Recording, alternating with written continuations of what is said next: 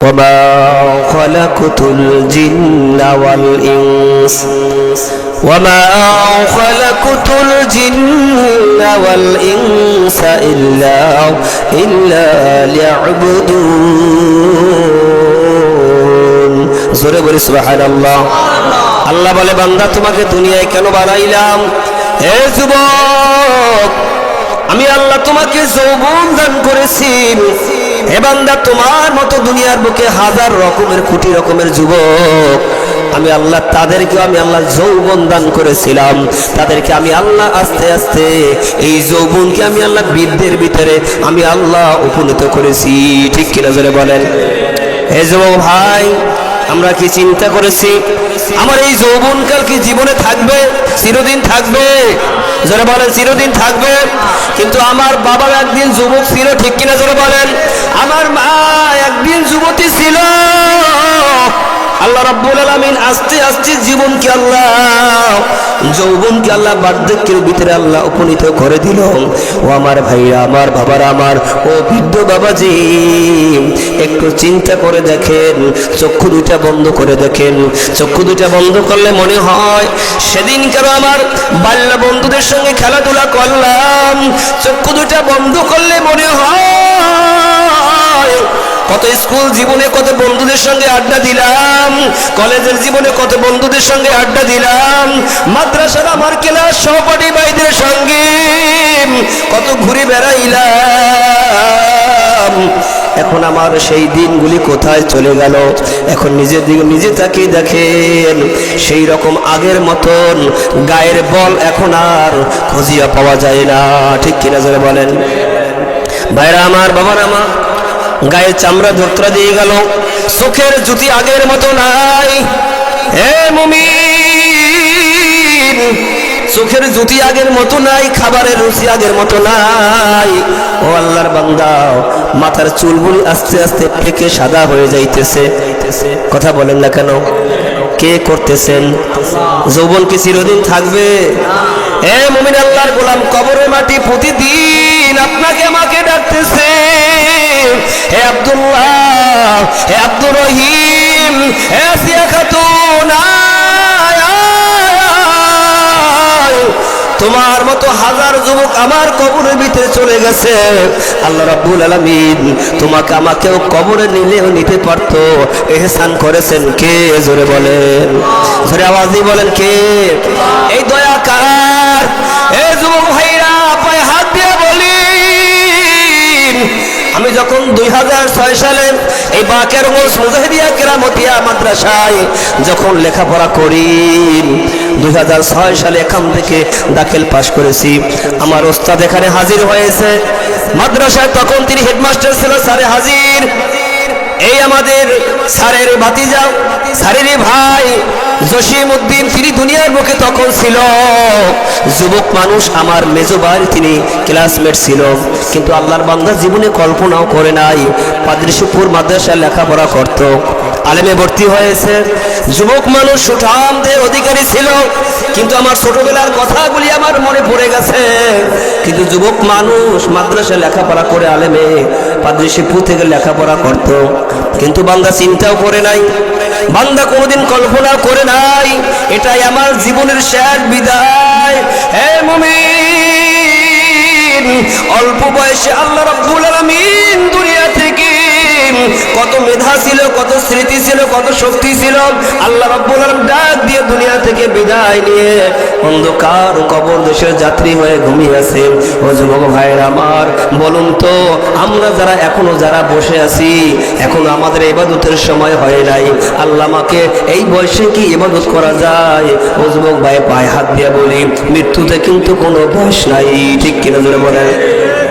মৃত্যুতে কোনো বয়স নাই, জোয়ান বুড়া নাই। আসার একটা সিরিয়াল রয়েছে, যাওয়ার কোনো সিরিয়াল আছে? জোরে বলেন, আছে? যাওয়ার কোনো সিরিয়াল নাই। এই জন্য পায়ে হাত দিয়ে বলি, যুবক ভাই, কত কত মানুষ দেখলাম দুনিয়া থেকে বিদায় নিয়ে কবরে চলে গেছে। আজকের মাহফিলটা বাড়ির ভিতরে একটা ব্যতিক্রম ধর্মীয় মাহফিল, কারণ আজকের যা রুহের মাগফিরাতের জন্য আমি এসেই শুনলাম আল্লাহর বান্দা আরে দুটা সন্তান রেখে দুনিয়া থেকে বিদায় নিয়ে কবরে চলে গেছে। বাবা আগে চলে গেছে, জোরের ভাই চলে গেছে, মা দুনিয়ায় বেঁচে আছে। মায়ের সামনে থেকে সন্তান বিদায় নিয়ে যখন চলে যায়, আরে সন্তান মায়ের সামনে যখন সন্তানের লাশ, মা বেঁচে আছে মরার মতন, ঠিক কিনা জোরে বলে? বিদেশে বিরাজ্যে যার সন্তান মারা যায়, পশু পাখি জানার আগে আগে জানে মা, ঠিক কিনা বলেন? মাঝে কত আপন সন্তানের জন্য কাউরে বুঝানো যাবে না। ও আমার ভাইরা, আমার বাবারা, যার মা আছে সে বুঝে না, যার মা নাই সে বুঝে বা হারানো কি ব্যথা। যার বাবা নাই, যার বাবা আজকের বিদায় নিয়ে কবরে চলে গেল, সে বোঝে বাবা হারা কি ব্যথা। ওই মা কত কষ্ট করেছে আপনার আমার জন্য রে বাবা। এই মাহফিল শেষ করে গতকালকের উপরে রাত্র 1টা বেজে গেছে, বাসায় যাইতে বিবি সাহেব তিনি ঘরের ভিতরে ঘুমায়, সন্তানদের নিয়ে ঘুমায়। মা দুঃখিনী ঘরের দরজার দিকে তাকিয়ে ঘরের দরজার খিলটা আলগা দিয়ে মা দুঃখিনী আরে দরজা দিকে পথের দিকে বারবার তাকায়, সন্তান কখন আসবে। আমার সন্তানগুলি ঘুমায়, বিবিও ঘুমায়। ঘরে দরজায় গিয়ে যখন গাড়িতে হরেন দিলাম, বা সঙ্গে সঙ্গে ঘরের দরজা খুলে দিল। মা বলে বাবা এত রাত করে আছিস? বাবা আমার তো ঘুম হয় না। বলে মা আপনি কেন ঘুমান না? আমার তো রাত্রে আসতে অনেক দেরি হয়ে যায়। মা মাহফিল থেকে আসি, বলে বাবা তোকে বাহিরে রাইখা আমি মা যত বিছানায় ঘুমাবার যত চেষ্টা করি, বাবা আমার ঘুম আসে না। আমার ভাইরা, আমার বাবার, আমার মা আজকের যাদের দুনিয়ায় নাই, বাবা যাদের দুনিয়ায় নাই, বাবার ওই মায়ের জন্য একটু দোয়া করিও। এ সন্তান, আজকে তুমি যত বড়ই হইলে না কেন, দুনিয়ার আলো দেখতেছ, দুনিয়ার নিয়ামত দেখতেছ, আল্লাহ মেধা দিল, জ্ঞান দিল, বুদ্ধি দিল, আকল দিল, আল্লাহ চেহারা দান করলো। এর পিছনে সবচাইতে বড় অবদান তোমার মা এবং বাবা, ঠিক কিনা জোরে বলেন? এই জন্য ভাইরা আমার, বাবার আমার, সব সময়ের জন্য দোয়া নিতে হবে মা এবং বাবার কাছ থেকে, ঠিক কিনা জোরে বলেন? তোমার আমার জন্য সবচাইতে বড় পীর হলো মা এবং বাবা, ঠিক কিনা? এই জন্য মায়ের কাছ থেকে দোয়া নিবা। ও সন্তান, কোথাও চাকরিতে গেলে মায়ের কাছ থেকে দোয়া নাও, ব্যবসা করতে গেলে মায়ের কাছে গিয়ে সালাম দিয়ে হাসি মুখ দিয়ে মায়ের কাছ থেকে দোয়া নিয়ে তারপরে তুমি ব্যবসায় যাও। আল্লাহ তোমার ব্যবসার ভিতরে আমার মাওলা বরকত দিবে, ঠিক কিনা ধরে বলেন? এই জন্য কোন কবি বলেছেন সর্বসময়ের জন্য মায়ের থেকে দোয়া নিতে হবে। ও মুমিন, মায়ের খুশিতে খুশি কে? জোরে বলেন কে? বাবার খুশিতে খুশি কে? আর যদি মা বেজার হয়ে যায়, তুমি আমি যত জ্ঞানী হই না কেন, তুমি আমি যত বুদ্ধিমতী হই না কেন, তুমি আমি যত টাকার মালিক হই না কেন, আমার মা বাবা যদি বেজার হয়, আল্লাহ বেজার হয়ে যাবে। ওই সম্পদ তোমাকে কোনোদিন সম্মান দিতে পারবে না, ওই সম্পদ তোমাকে রাখতে পারবে না, তোমাকে অপদস্থ হতে হবে। হে মুমিন, এই জন্য যাদের মা বাবা রয়েছে বেশি বেশি মা বাবার খেদমত করতে হবে। আমরা মা বাবার যাদের রয়েছে আমরা খেদমত করতে সকলে রাজি আছি কি নাই? কারা কারা মা বাবার খেদমত করবো? নারায়ে তাকবীর, নারায়ে তাকবীর। জিকির করি লা ইলাহা ইল্লাল্লাহ, লা ইলাহা ইল্লাল্লাহ, লা ইলাহা ইল্লাল্লাহ, জোরে লা ইলাহা ইল্লাল্লাহ। যার দিলে আছে মাওলার ভয়, জিকির করে সে নিরালায়, কোনো কিছু ভালো লাগে ইল্লাল্লাহ লা ইলাহা ইল্লাল্লাহ জোরে লা ইলাহা ইল্লাল্লাহ লা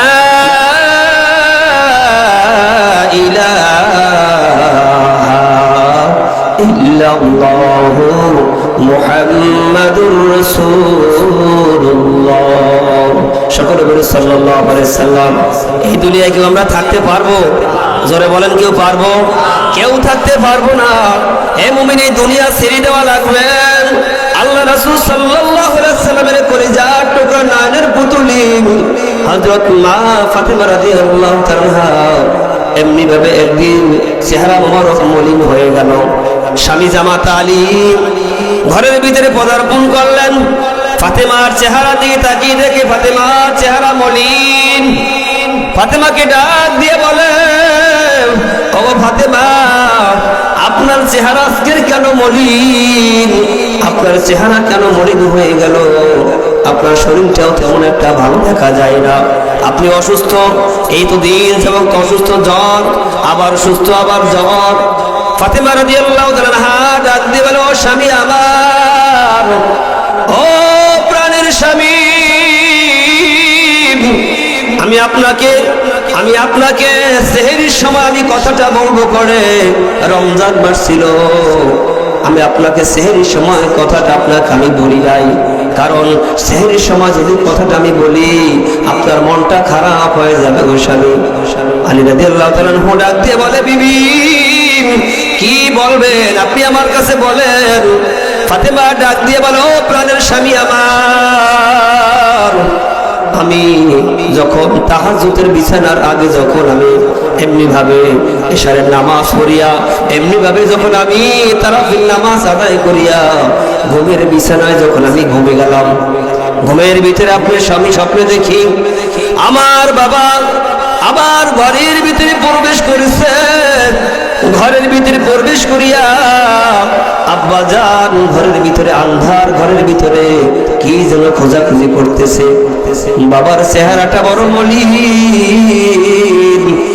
আমি বাবাকে ডাক দিয়ে বলি, আব্বা জান, স্বপ্নের ভিতরে আমি দেখতেছি আব্বা জান আপনি আধার ঘরের ভিতরে আপনি কি খোঁজাখুঁজি করেন, আর আপনার চেহারাটা বা কেন মলিন রে বাবা? আল্লাহ রাসূল ডাক দিয়ে বলে, ও আমার মা, ও মা ফাতেমা, আমি মা তোমাকে আমি খুঁজতেছিলাম। ও মা গো, তোমার কাছে আমি একটা কথা বলার জন্য আসছি গো মা। বাবা, কি কথা বলার জন্য আপনি আসছেন? ও আমার মা বলে, আরে কথাটা ভালো করে কান লাগিয়ে আমল করেন। ও যুবক ভাইরা, আপনারা ভালো করে আমল করার চেষ্টা করবেন। আজকের অনেক মা বোনেরা স্বামীকে স্বামী বলে আজকের মান্য করে না। স্বামীর কথায় কথায় মুখে মুখে স্বামীকে কষ্ট দেয়, তর্ক করে। আছে কি নাই জোরে বলেন? ও মা বোনেরা রে, যদি আপনারা আজকের জান্নাতে যেতে চান, আপনার মৃত্যু হবে। ও মুমিন নারী, আরে ফাতেমার জীবনী পড়ে দেখেন, আসিয়া রাদিয়াল্লাহু তাআলার জীবনী পড়ে দেখেন, মরিয়মের জিন্দেগি পড়ে দেখেন। ও মা, আপনার জিন্দেগির মোড় একটা জীবনের ঘটনা পড়লে আল্লাহ রাব্বুল আলামিন মোড় ঘুরিয়ে দিতে পারে। ঠিক কিনা জোরে বলেন?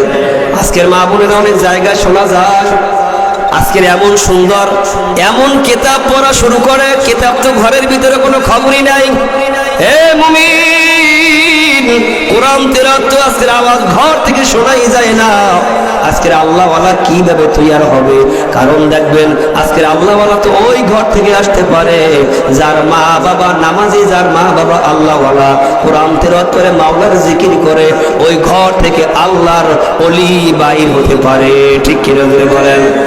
আর দেখবেন যেই ঘরের ভিতরে কোরআন তেলাওয়াত নাই, নামাজের কোনো খবর নাই, মা বোনদের পর্দা নাই, স্বামীর খেদমত নাই, আপনার সন্তানকে আপনি যত মাদ্রাসায় লেখাপড়া না কেন কেন, আপনার সন্তানকে আপনি কোরআন যদি বুকের ভিতরে ঢুকিয়েও দেন, কারণ গাছ যদি ভালো হয় মুসলমান দেখা যায়, আশা করা যায় ফলটাও ভালো পাওয়া যায়। ঠিক কিনা বলেন?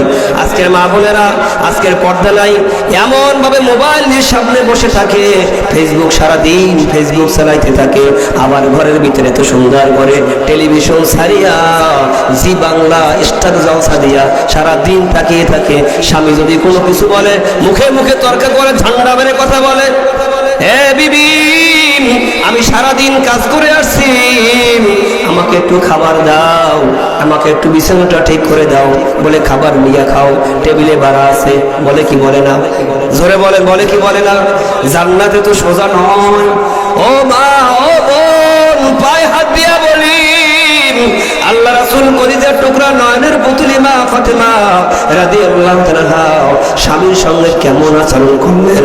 বলতেছে, ও আমার প্রাণের স্বামী, মায়ার নবী আব্বা জান আমার ঘরের ভিতরে প্রবেশ করলো। আব্বা জান বলতেছে, মা গো তুমি আজকে রাত্রে তুমি সেহরি খাইলা।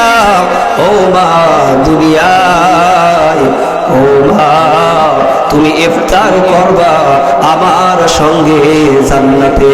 জোরে বলি সুবহানাল্লাহ। কথার দ্বারা কি বুঝতে পারলেন? ও মা তুমি সেহরি খাইলা দুনিয়ায়, ইফতার করবা কোথায়? জোরে বলেন কোথায়?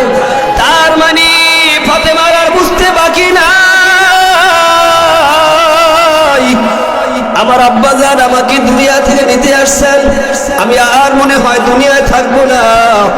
আল্লাহ রাসূল মৃত্যুর 6 মাস পরে, আল্লাহ রাসূল মৃত্যুর সময়, আল্লাহ রাসূল যখন মৃত্যুবরণ যখন করবেন, দুনিয়া থেকে যখন বিদায় নেবেন, সবার চাইতে বেশি কাঁদতে কাঁদতে বেকারিনী পেরেশান হয়ে গিয়েছিলেন মা ফাতেমা রাদিয়াল্লাহু তাআলা। আল্লাহ রাসূল সাল্লাল্লাহু আলাইহি সাল্লাম ফাতেমার কান্নার অবস্থা দেখিয়া আল্লাহ রাসূল সহ্য করতে পারে না। আল্লাহ রাসূল ফাতেমাকে ডাক দিল, মা ফাতেমা তোমার কানটা আমার মুখের সঙ্গে লাগিয়ে দাও। মাগো আমার কথা বলতে কষ্ট হয় গো মা, আমি তোমার সঙ্গে একটা কথা বলে দেই। আল্লাহ রাসূল সাল্লাল্লাহু আলাইহি সাল্লামের কানের মুখের সঙ্গে ফাতেমার কানটা লাগিয়ে দিল, আর অমনি ফাতেমার কান্না বন্ধ হয়ে গেল। হযরত আয়েশা সিদ্দিকা রাদিয়াল্লাহু তাআলা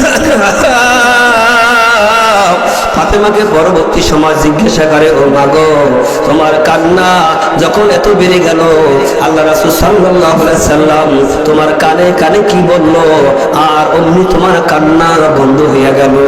জোরে বলি সুবহানাল্লাহ। ফাতেমা ডাক দিয়ে বলে, ও আমার মা, আমার বাবা আমার কানে কানে বলেছে, মাগো তুমি কান্না বন্ধ করো মা, তোমার কান্না আমি মা সহ্য করতে পারি না। মা এই মক্কায় এই মদিনায় মা আমার মৃত্যুর 6 মাস পরে সর্বপ্রথম তোমার সঙ্গে আমার সঙ্গে জান্নাতে দেখা হবে। জোরে বলে সুবহানাল্লাহ। আমি ফাতেমার বুঝতে বাকি না,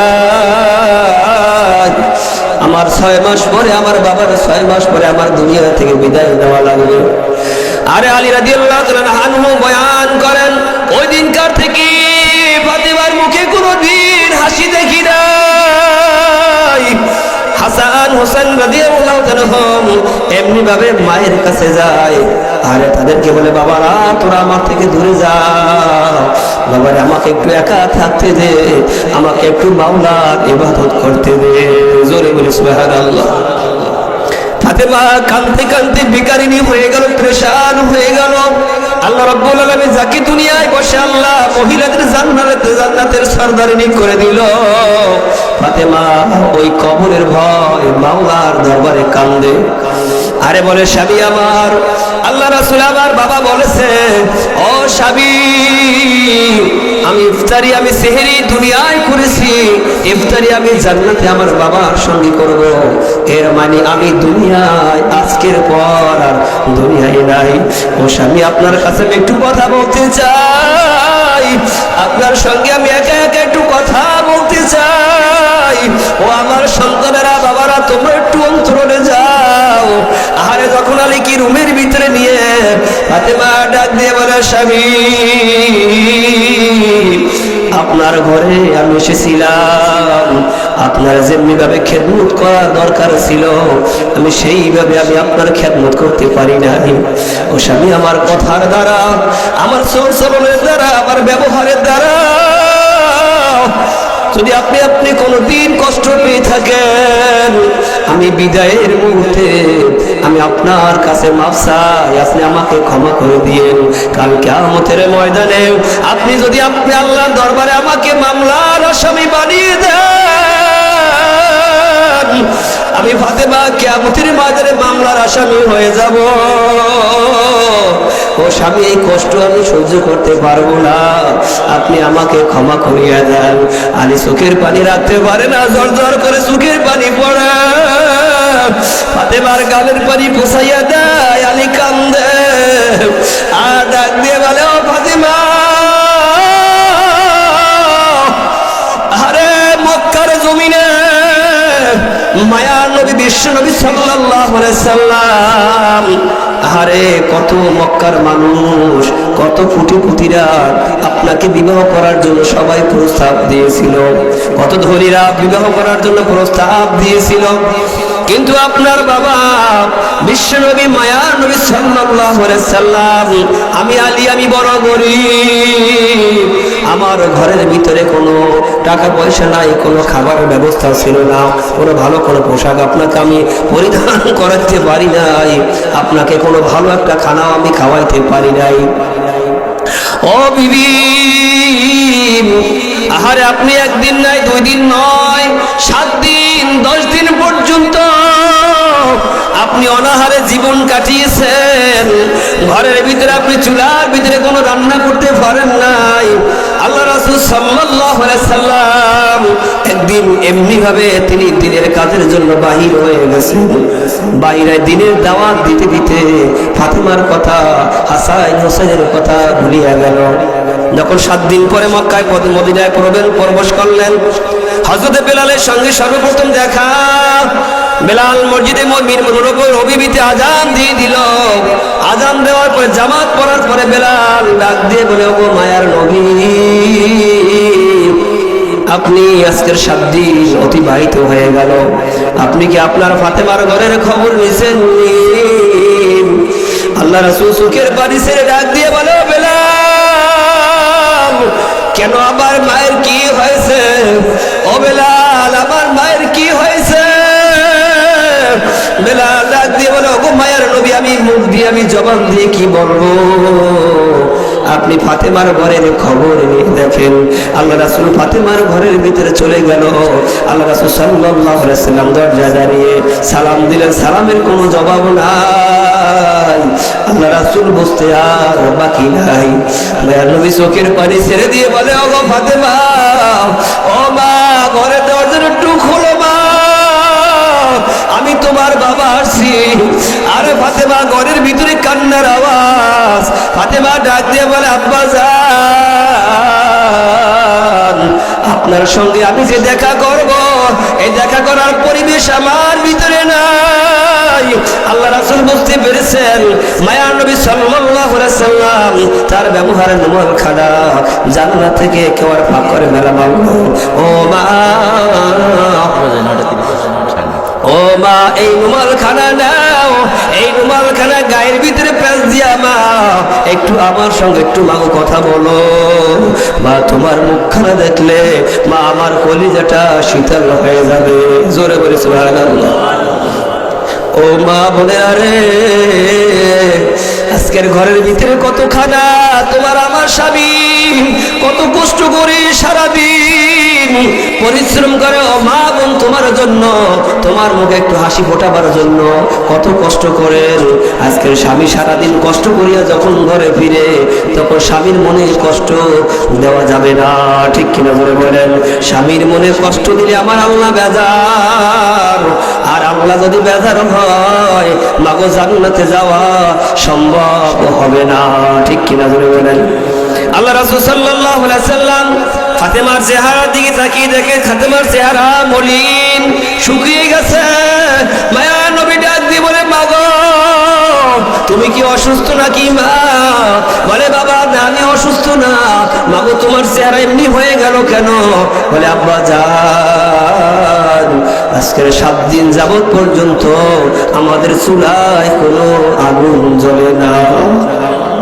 ও ও আব্বাজান, আপনার আদরের নাতনি হাসান আর হুসাইন, আরে ওরা নানা নানা বলে শিক্ষার পারে, আবার আমার কাছে দৌড়িয়ে যায় আর ওর বাবার কাছে যায়। ওর বাবা কাজের তালাশে বাইর হয়ে যায়, কোনো কাজ পায় না, আবার ঘরের ভিতরে আসে আব্বাজান।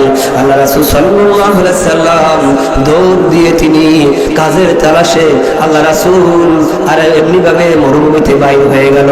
যাইতে যাইতে যাইতে যাইতে এক ইহুদির খেজুর বাগান, খেজুর বাগানের ভিতরে কাছে চলে গেল।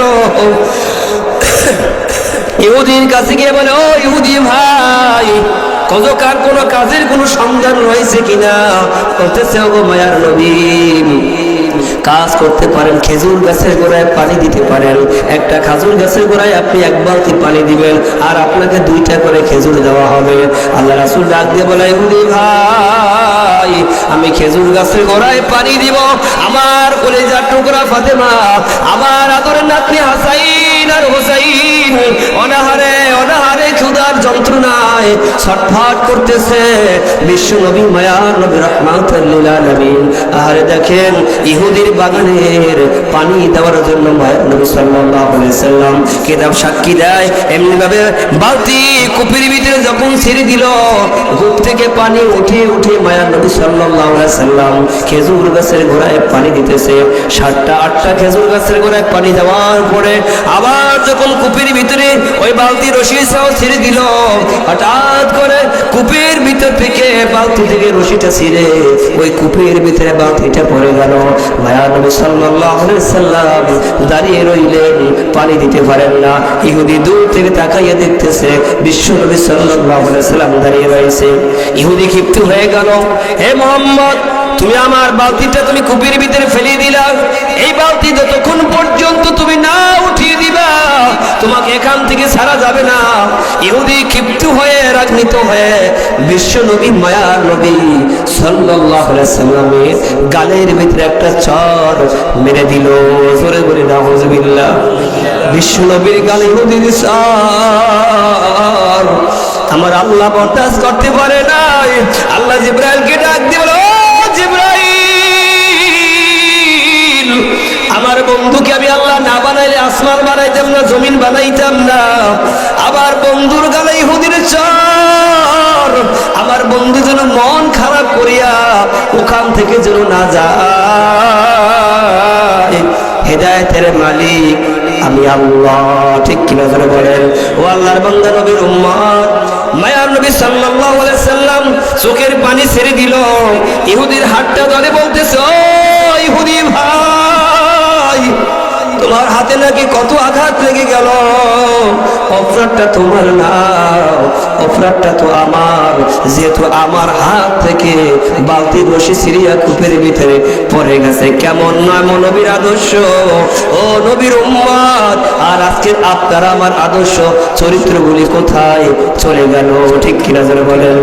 মায়া নবী সাল্লাল্লাহু আলাইহি সাল্লাম বলতেছে, ভাই, আমি যেই কয়টা খেজুর গাছের গোড়ায় পানি দিয়েছি ভাই, আমার মেয়ে অনাহারে, আমার নাতনি অনাহারে, তাড়াতাড়ি আমাকে বিদায় দাও। খেজুর যখন হাতের মুঠির ভিতরে দিল, মায়ার নবী রওনা হয়ে গেল। জিবরাইল আলাইহিস সালাম সামনে হাজির হয়ে গেল। জোরে বলে সুবহানাল্লাহ। জিবরাইল আলাইহিস সালাম ডাক দিলেন, ওগো মায়ার নবী, আল্লাহ রাব্বুল আলামিন হুকুম করেছেন ওই ইহুদির বালতি কূপের ভিতরে পড়ে গেছে। ওই ইহুদির বালতিখানা কূপ থেকে উঠাইয়া ইহুদির হাতে তুলিয়া দেওয়ার জন্য আমার আল্লাহ স্বয়ং হুকুম করেছে। জোরে বলে সুবহানাল্লাহ। আল্লাহ রাসূল আশ্চর্য হয়ে গেল, কোথায় 30-40 ফুট নিচে বালতি আমি কিভাবে উঠাইবো জিবরাইল? আল্লাহ রাসূল সাল্লাল্লাহু আলাইহি সাল্লামকে ডাক দিয়ে বলে, জিবরাইল ডাক দিয়ে বলে, ওগো মায়ার নবী, আপনি শুধু বিসমিল্লাহ বলে আপনার ডান হাতটা, কুদরতি হাতটা আপনি যখন কূপের ভিতরে ঢুকিয়ে দিবেন, বাদবাকি কাজ আমি আল্লাহর হুকুমে জিবরাইল করে দিব। বলে বলে সুবহানাল্লাহ। আল্লাহ রাসূল সাল্লাল্লাহু আলাইহি সাল্লাম হাত ঢুকিয়ে দিলেন কূপের ভিতরে।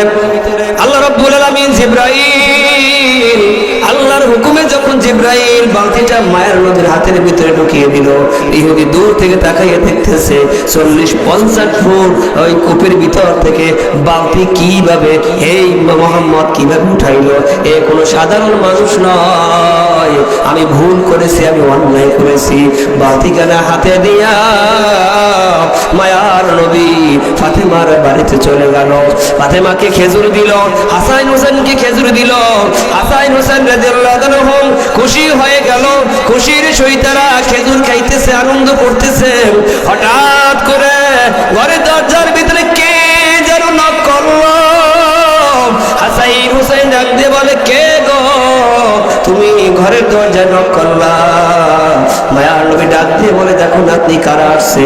তখন তাকাইয়া দেখতেছে এমন এক আল্লাহর গোলাম, মাথা রক্তাক্ত, হাতগুলি ক্ষত বিক্ষত হয়ে গেছে। আল্লাহ রাসূল সামনে হাজির, তাকাইয়া দেখে ইহুদি বাগানের মালিক। ইহুদি বাগানের মালিক। টাইম কত? টাইম কত? হুজুর আসতে বলেন, হুজুর আসতে বলেন। ইহুদি তিনি আশ্চর্য হয়ে গেল, আল্লাহ রাসূল আশ্চর্য হয়ে গেল। ইহুদি ভাই, আপনার এই অবস্থা কেন? রক্তাক্ত কেন? কি হয়েছে? ইহুদি লুটে পড়লো, মায়ার নবীর পায়ের ভিতরে লুটে পড়লো। ওগো মায়ার নবী, ওগো বিশ্ব নবী, আমি বুঝতে পারি নাই, আমি ভুল করেছি, আমি অন্যায় করেছি। আপনার গালে যে আমি চর মেরেছি, আমি এমন এক ব্যক্তির গালে আমি চর মেরেছি, সে কোনো সাধারণ কোনো মানুষ নয়। আপনি বিশ্ব নবী, আপনি আমাকে ক্ষমা করে দেন, মাফ করে দেন। ইয়া রাসূলুল্লাহ, ইয়া হাবিবাল্লাহ, আপনি যাওয়ার পরে আমার এই হাত দিয়ে আপনাকে আমি চর মেরেছি। এই হাত আমি চিন্তা করলাম, এই হাত দিয়ে আমি বিশ্ব নবীর গায়ে আমি চর মেরেছি। এই হাত আমার শরীরের সঙ্গে, দেহের সঙ্গে আমি রাখবো না। এই জন্য আমার হাতকে আমি ক্ষত বিক্ষত করেছি, আমার শরীরকে আমি রক্ত বিক্ষত, ক্ষত বিক্ষত করেছি। ওগো মায়ার নবী, আপনি যদি ক্ষমা না করেন, আপনি যদি আমাকে মাফ না করেন, আমার জীবন, আমার দেহ, আমি আর দুনিয়ায় বেঁচে থাকবো না। ওগো মায়ার নবী, আমাকে কলেমা পড়িয়া আপনি মুসলমান বানিয়ে দেন। জোরে বলে সুবহানাল্লাহ। এই জন্য ভাইরা আমার, বাবার আমার, মায়ার নবীর আদর্শ আমাদের চরিত্রের ভিতরে ঢুকাইতে হবে। হযরত ফাতেমা রাদিয়াল্লাহু আনহা চোখের পানি ফেলে কাঁদতেছে, বলতেছে, গো স্বামী, এক মস্ক পানি আমার সামনে সন্তানেরা দাও। ওগো স্বামী, আপনাকে আমি জীবনের মতন শেষ বিদায়ের আমি আপনাকে একটু গোসল করাইতে চাই। জীবনে কতই না গোসল করাইছি রে স্বামী, জীবনের বিদায় একটু গোসল করাবো, আপনি আমার সামনে আসেন। মায়ার নবী সাল্লাল্লাহু আলাইহি সাল্লাম এর কলিজার টুকরা নয়নের পুতুলি ফাতেমা রাদিয়াল্লাহু আনহা নিজের হাতে গোসল করে চোখের পানি ফেলে কাঁদে।